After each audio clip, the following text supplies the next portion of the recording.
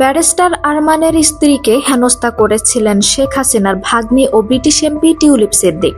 উঠেছে এমন জোরালো অভিযোগ। বুধবার ৮ জানুয়ারি ব্রিটিশ সংবাদ মাধ্যম ফিনান্সিয়াল টাইমস ব্যারিস্টার আরমানের গুম হওয়ার পর ঘটে যাওয়া চাঞ্চল্যকর একটি ঘটনা সামনে নিয়ে আসে।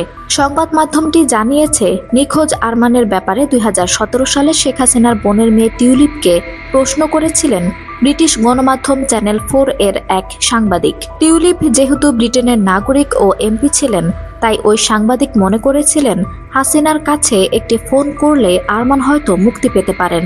তবে ওই সাংবাদিকের প্রশ্নে ক্ষিপ্ত হন টিউলিপ।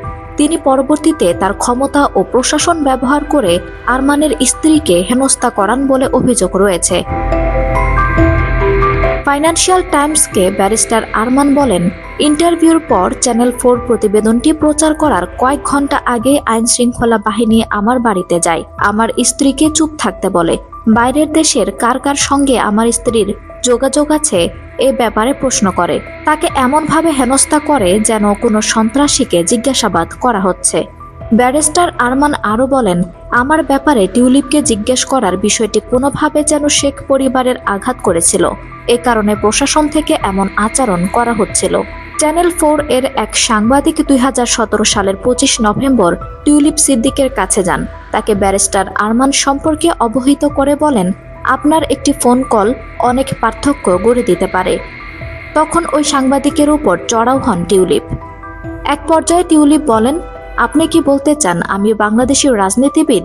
আমি ব্রিটিশ এমপি। আমাকে বাংলাদেশি রাজনীতিবিদ বলার ব্যাপারে সতর্ক থাকুন। এটি বলে তিনি চলে যেতে থাকেন।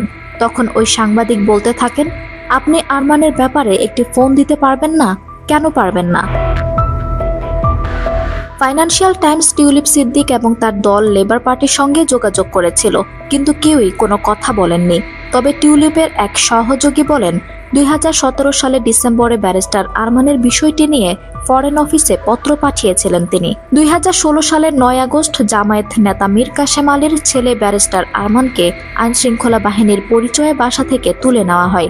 দীর্ঘ ৮ বছর পর ২০২৪ সালের আগস্টে শেখ হাসিনার পতনের পর আয়নাঘর থেকে মুক্তি পান তিনি। আঞ্জুম হক আরবি, আমার সংবাদ।